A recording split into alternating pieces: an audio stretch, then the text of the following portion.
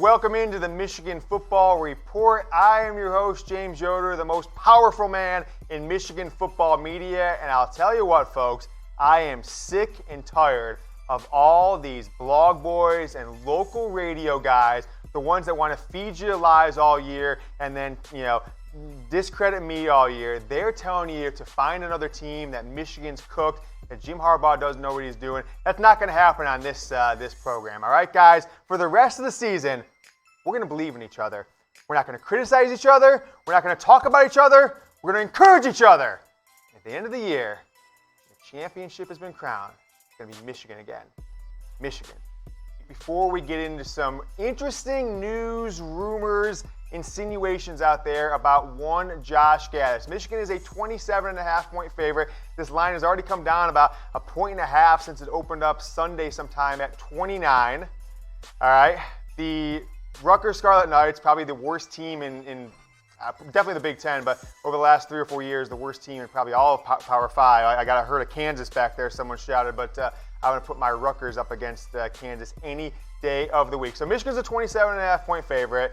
Some people say, is this over the next 3 games? But nevertheless, I don't think many people think Michigan could score 28. I'm not one of those people, but 27.5-point favorite. If you think the Wolverines are going to come out and crush them, could they hit a 48 over-under as a team? That is the other number. Over-under, as a game. 48 over-under, combined team scores, if you're not familiar with betting. Will the teams combined go over or under 48? I think it's tough for a lot of people to think that either one of those will hit, but these sports books, casinos, they don't build palaces out in the desert for nothing. It's because usually they're right, and people will put money potentially in the opposite way. And if you want to put money on the Michigan Wolverines, if you want to put money on any college football games, NFL, NBA, when that season gets going, do it at BetDSI, our presenting sponsor here in the Michigan Football Report. Go to chatsports.com/bet. Promo code GoBlue gets you a 120% deposit bonus. Put in $100, you get an extra 120. Put in 50, get an extra 60.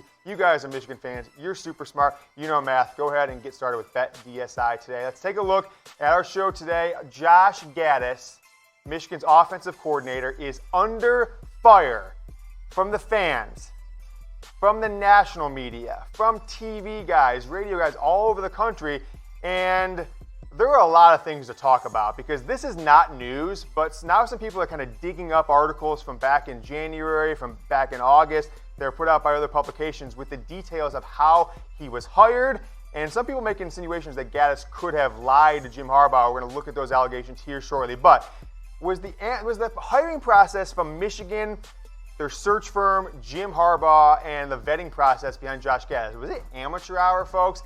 I've got to give this one a 4 Harbaugh head, F-A-C-K fact, because I thought it was weird at the time.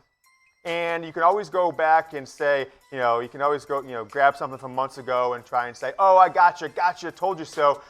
But this is one of those situations where I think there is some validity to some gotcha or told you so. So let's take a look at a quote from Bruce Feldman in his article on Josh Gattis a couple months back.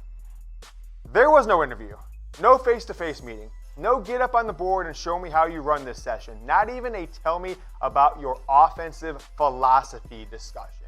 Bruce Feldman, Fox Sports, guy who's been writing about college football for 30 plus years. So that's the quote from Feldman that he took away from talking to Josh Gattis, from talking around people that were involved, Gattis' agent, I'm sure, people that were, around the coaching search when Michigan was out looking for an offensive coordinator over the first 2 weeks of January of this year. And so, to me, that sounds like an amateur coaching search. We're going to kind of take a look at that timeline here in a moment. But I'm feeling down, guys. I've been bummed about this Michigan loss since Saturday. It's 3 or 4 days. It's 4 days later now. I'm still bummed about it. So to cheer me up, to get me ready for this Rutgers beatdown, Michigan beating down Rutgers, I should say. Rutgers is going to beat down anybody. I need 100 of you guys to type Go Blue in the comments. If you do, I'm going to be back to Peppy James. If not, I'm going to be mopey Michigan around the office the rest of the week into the game on Saturday and probably the post-game show no matter what happens. So 100 Go Blues in the comments. Please help me out. I'll know you guys are still behind the team like I am, and we're going to cheer this team on to 9 straight wins to end the regular season. All right, get your questions in. We're going to do a mailbag on Friday. So if you want to get your questions here, we're on YouTube Premiere.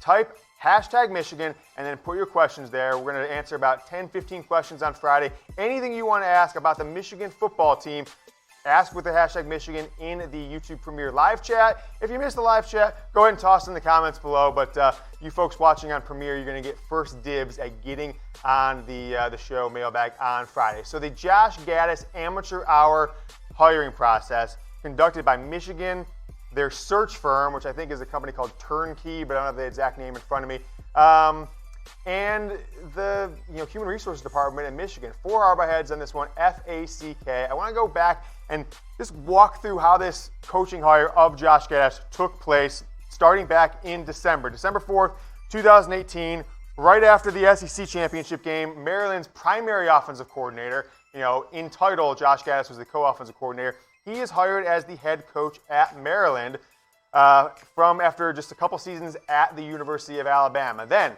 December 29th, Michigan barely shows up in Atlanta for the Peach Bowl. Gets blown out against Florida 41-15. And Michigan fan base, Michigan media, everyone is up in arms about this team. 2 straight blowout losses to Ohio State and to Florida. Fast forward a little more than a week later, January 7th, out in Santa Clara, California, Alabama themselves blown out in the college football playoff championship game against Clemson. And after that, it was kind of a mass exodus of Nick Saban's staff. Saban would go on to say at the SEC Media Days in late July that he thought some of the reason they lost that game in such embarrassing fashion was because of several coaches, looking out for their next job, insinuating maybe a guy like Josh Gattis, Mike Locksley, and a few others that moved on to different roles right after that loss. Let's keep it moving to January 10th as everything comes together on Josh Gattis. So what is that, a Thursday? So Monday was the championship game, Tuesday, Wednesday, Thursday. Thursday, January 10th, 6 a.m. I don't know why a search firm was calling Gattis at 6 a.m., but nevertheless, I guess they're trying to catch him before he went into the office. A Michigan search firm calls Josh Gattis, asks him if he'd be interested in talking to Jim Harbaugh. All indications are that Gattis says, yes, I would be interested. Next up, a couple hours later, Nick Saban, Gattis has a meeting with Saban. What's been told out there is he kind of tightened the screws around Saban and said, hey, I can go to Maryland with Locksley and be the offensive coordinator, but I want to stay here and be the primary offensive coordinator, the play caller at Alabama. Saban straight up tells him no. Even if Gattis says, so to get this job, I need to go somewhere else, Saban's willing to lose Gattis, says, and I quote, I do not want a first-time play caller running my offense. 9 a.m., an hour later, Jim Harbaugh calls Gattis, and what we're told is a 20-minute phone call, offers him the job, 20-minute phone call, had never met the guy in his life, had never spoken to the guy in his life. From what we know, details come out that maybe that's not 100% accurate. They may have passed, each other in the tunnel at the Big House, or when he was coaching at Penn State out in Happy Valley. They may have had slight interaction, but actually talking to each other about philosophy, about coaching, have any interaction in that sense, never happened before. Harbaugh said, we'll have a contract for you by noon. And then by 3:30 that day, Josh Gattis has accepted Michigan's offensive coordinator role after a 20-minute phone call and then a contract, a letter of intent from Michigan that basically outlines what he'll get paid, how long his contract will be, what his buyout will be. Michigan put some certain buyouts in there that if he were to go take another OC job, that he'd have to pay them a bunch of different money back. So, I don't know about you guys. 4 years for Jim Harbaugh in, 2 years where they're this close, potentially one play away. I know people say Ohio State blew them out. One game away necessarily from going to the college football playoff, should they take it, care of business in the Big Ten title game. Twice they entered the Ohio State game in the top 4. You win that game, as I said, playoff. Yet you're going to trust the future of your program, the offense, the one thing you can't get right, on a guy that you've never met, a 35-year-old guy at Alabama for one season who has never called plays. Folks, that is an embarrassment to me. Speed and space is an embarrassment. And I'm not going to call for Josh Gattis' head yet. You did see the grade I had, fire him. That's just kind of an extension of the F grade that I gave him. I couldn't give him enough minuses, so somehow the graphics team just turned that into fire him somehow. But what I don't know from you guys, will Josh Gattis be the offensive coordinator next season in 2020? I mean, look, about the middle of the second quarter on Saturday, I tweeted out that it was a very one of these looking around, biting my nails. I was like, guys, there's no way Harbaugh lets Gattis off the plane without firing him on the way back, right? At this point, I've never in my life seen a team, Michigan football team, even the Rich Rod year, even 2008, they had big-time plays in the first 3 games of the year. You had Stephen Threet rolling off 50-yard runs against a top 10 Wisconsin team. Will Josh Gattis be the OC in 2020? Type Y for yes. Type N for no. I am giving it, I'm going to draw it on the screen here, a big no, because I don't think there's any way that they can turn this team around with the running backs that they have that are not producing, with Zach Charbonnet clearly being injured, but Michigan putting him in for a few plays just to stick it to me.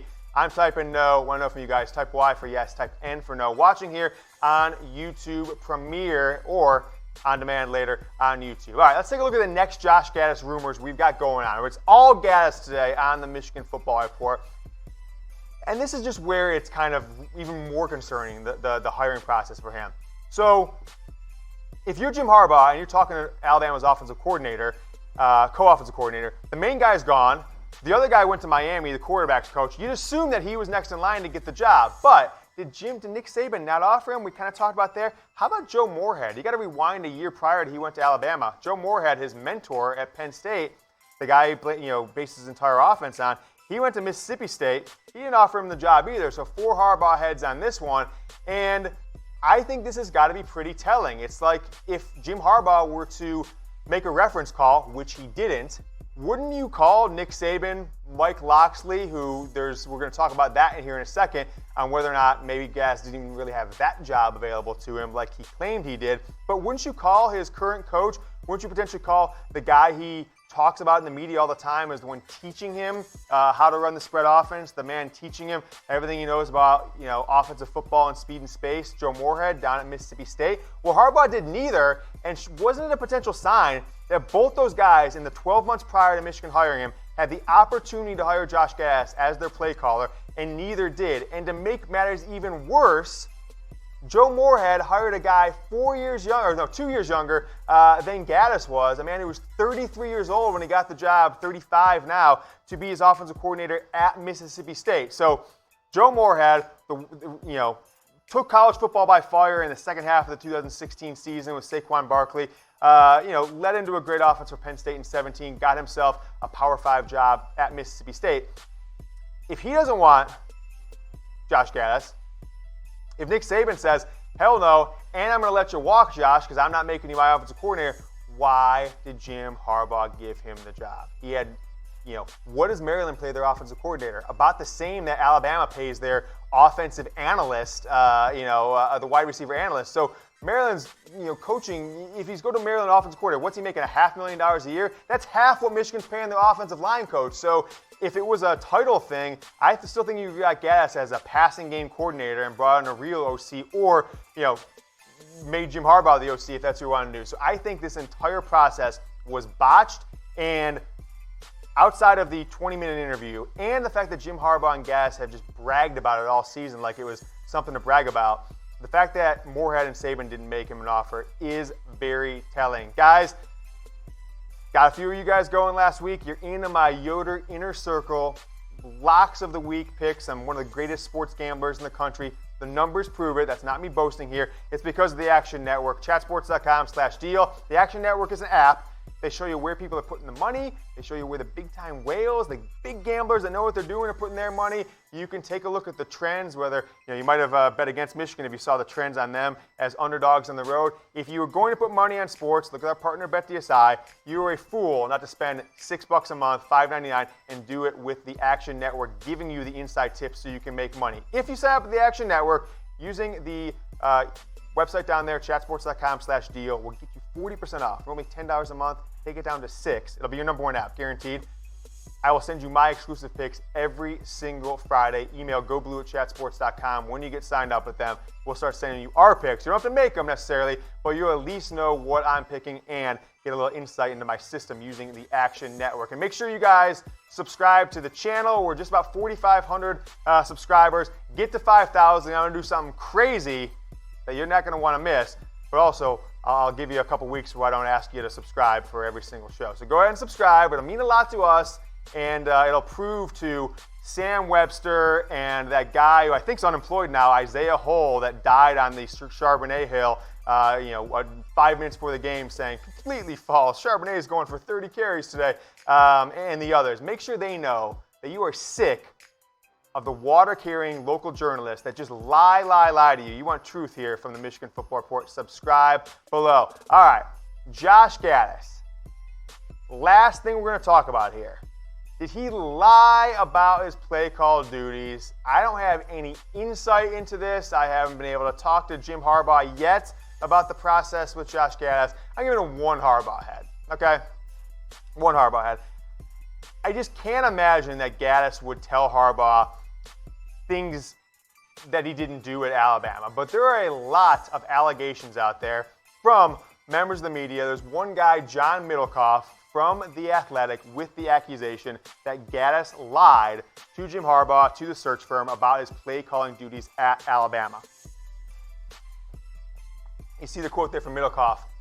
He just doesn't know football. He's never coordinated an offense. And here's the tweet from him from Saturday, right around the middle of the fourth quarter. I told him he doesn't know football. He's never coordinated an offense. And look at that third line, kind of towards the right side, towards the end, middle of the screen. He lied about his role at Alabama. I don't think leading is his problem. It's the coaching part. So Middlecoff then talked about it in length on his podcast on Monday, which I went and listened to. Never really heard of the guy prior, but it seems he's got some credentials out there. He's been in the game for a long time. He went to say in his podcast that he has sources that say that Jim Harbaugh was under the impression that he was calling the plays at Alabama at least half the time and responsible for many of the passing plays. And so, okay, cool. Gattis says that. And then we go into the summer. We start this war of words between him and Mike Locksley, the coach at Maryland, his boss at Alabama. And, Gattis was taking some credit for some things that happened at Alabama last season. And so first off, here, let me tell you the quote from Locksley here. Toss that up on screen. Basically talking about Gattis. I've been a first-time player caller before, back in 2005, yada, yada. He's talking about the anxiety. And then he kind of just smacks Gattis upside the head. Josh knows the truth, and this is in response to someone asking him about Gattis being the true play caller at Alabama. Josh knows the truth. That's really important to understand. I also know there's a difference between suggestions and decisions. So let's read between the lines. It's one of my strengths here, folks. When he says Josh knows the truth, that means Josh is lying, right? So I'm giving him one Harbaugh head because I can't validate this at all. I got to go with Middlecoff says. I got to go with Locksley says. Not guys I've gone to for information in the past, but difference in suggestions and decisions. So here's Josh Gattis' response before the season started to Mike Locksley. I'm fine with that. He did call every play, but I've got a notebook upstairs. Have you guys ever seen The Waterboy? Have you ever seen The Waterboy where there's the coach who's the bumbling fool, right? He basically says there, I've got the plays down. I know all the plays. So here's what happens. Two assistant coaches of the big-time program, which they make it out to be like LSU, both going for the head coaching job, and the alpha male of the group steals the playbook out of the hands of the bumbling coach. What's the guy's name? He was from the Fonz, right? Wasn't it the Fonz? He's the other coach. He goes on to take the Southwest Louisiana State job, and the team is awful. They lose every single game. The other guys win national titles because he's got the book of plays. That's what this reminds me of. It's like Gattis going, "You're the smart coach. You do everything, Locksley, but I've got that book of plays, national titles right here inside this book." It's almost like Gray's Sports Almanac. So for Gattis to say that, at the time, I think people were like, okay, I guess, whatever. Speed and space, baby, hashtag. But good in the moment, lower third there. Do y'all know not know the Waterboy? You guys know what I'm talking about, this movie. There's some youngins in the studio audience, live studio audience, that weren't even born when that movie came out. So got to make sure they know what I'm talking about. Some big-time Michigan fans here in the crowd. So going back to Middlecoff. He makes the accusation that Gattis lied about his play calling. And when Mike Locksley says Josh knows the truth, I think that points to some validity there. So I don't necessarily want to call Gattis out. Don't stop right now. I see you right there. I see you through the screen. You Michigan guy. I see you right here typing right now on Twitter. Yoder said Gattis lied about his coaching job. Let's ban Yoder from the internet. Not what I said. One Harbaugh head, okay? One Harbaugh head. That means what we say. There's no validity. What's the Harbaugh head scale? Toss it up on the screen if you can. I don't remember what it means at this point. But one Harbaugh head means, it's not fake news because there's at least some stuff out there to support it. There you go. Small shred of truth. And the small shred of truth is longtime sports columnist Josh Medelkoff, and then John Medelkoff, and then Mike Loxley. Tom, what did Loxley go at New Mexico State? What was his record? I think he was like 0-24 in 2 years as their head coach. So one game, 1-23 maybe. So I'm not putting too much. That's one Harbaugh head. If either of those guys had credibility, it'd be two Harbaugh heads. People are talking. But right now, 2 games, 2-26. Got fired, a couple games in the third season? That's what it was. Studio audience here, keeping it real at Chat Sports, Michigan Football Report. So don't say it. Don't tweet that out there. I'm giving you information. I don't believe it's true because Josh Gattis would not do that. But John Middlecoff, Mike Loxley, putting out there that maybe there is some. Could just be a war of words. Maybe Loxley is on the payroll of Ohio. Not Loxley. Middlecoff is getting $100 bills under the table from Ohio State to put out fake news about Michigan. I don't know. We all know there's a Michigan bias, a media bias against Michigan. That's why they keep dropping in the polls. Dropped 9 spots to number 20. Big time media bias. Texas loses a game. They're back in the top 10 in 1 week. So you guys know what that's about. Michigan is the favorite, 27.5 points over Rutgers. Go ahead and bet on them if you think the blue is coming back. Michigan's going to crush Rutgers by 78 like they did 3 years ago. 27.5-point favorites. Do it at BetDSI, chatsports.com/bet. Promo code GOBLUE. Keep it rolling on Gattis and... Oh my gosh. I just keeled over. We need to stop the show. I can't go on. I just cannot go on looking at these numbers. Michigan offense, 364 yards a game. Number 97 in the country out of 130 teams. Passing, number 75 in the country. Rushing, number 97. This is a Jim Harbaugh team, okay? And points per game, number 91. So they are in the bottom half and in the bottom bottom quarter of 3 of the 4 categories that matter on offense. Speed and space, embarrassment. Bigger fraud, Josh Gattis, Bernie Madoff. I'll let you guys decide that one, but some very important Michigan fan tweeted that out and as a poll the other day, and we'll see. So total offense last year, 397 at this point through 3 games. This is through 3 games. Passing, okay, they have more passing yards, but you remember, those passing yards this year have come basically in the fourth quarter of the Wisconsin game and in the second quarter of the Middle Tennessee State game. Michigan has gone 9.5 of the 12 quarters this year without having almost any passing yards. Rushing, they're down 60 yards. Points, Michigan down 11 from the 3 games last year. Don't say, oh, it was last year was easier schedule. They went on the road to Notre Dame. Same equivalent game as going on the road to Wisconsin this year. But folks, you saw it on Saturday. If you saw it on Instagram, you saw me on Twitter. I had the turnover chain, the no turnover chain. I thought it was going to be a motivating factor for Michigan. You saw those 9 turnovers, folks. 9, is it 9? Is it 9, number 9? 9 turnovers in 3 games. Oh, it's an embarrassment. So I threw the turnover chain in the trash. I kicked it across the room. But our cleaning staff here at Chat Sports, I don't think they got it. They couldn't believe I'd throw away a $200,000 diamond-encrusted chain that I put all my hard work and money into. And so they left it on my desk on Monday. And so bringing it back, this trash can was sitting on my desk. Bringing it back to the no turnover chain because, damn it, Michigan needs it. So, guys, we can do it on Saturday. I'm making the pledge again. If Michigan wins, covers that spread by 28, because I'm betting on them. If they win by 28 plus and have no turnovers as a team, I'm going to send this to all offensive players who touch the ball, not centers, and not John Runyon. Shout out little John, who got a catch on Saturday against Wisconsin. First career catch. No turnover chain, baby. If Michigan is to win by 28 and has no turnovers as a team. So I'm bringing it back. Get your questions in. We're on YouTube Premiere. This bad boy is staying. I'm bringing back the no turnover chain.